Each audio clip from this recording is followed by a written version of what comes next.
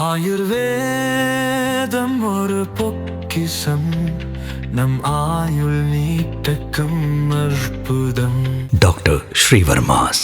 மத்திய கிழக்கில் அமைதி நிலை திரும்பியுள்ள நிலையில் எகிப்தில் நடைபெறும் காசா அமைதி உச்சி மாநாட்டில் கலந்து கொள்வதற்காக அமெரிக்க அதிபர் டிரம்ப் தயாராகி வருகிறார். அதற்கு முன் ஹமாஸ் தன் வசம் உள்ள 20 பிணை கைதிகளை விடுவிக்க இருப்பதாக அமெரிக்க துணை அதிபர் JD வான்ஸ் தெரிவித்துள்ளார். காசா பகுதியில் இஸ்ரேல் மற்றும் ஹமாஸ் இடையேயான 2 ஆண்டுக்கு போருக்கு டிரம்ப் அறிவித்த 20 அம்ச திட்டத்தின் மூலம் நிறைவு கட்டம் வந்தது. இதையடுத்து காசாவின் சில பகுதிகளில் இருந்து இஸ்ரேல் படைகள் திரும்ப அழைக்கப்பட்டன.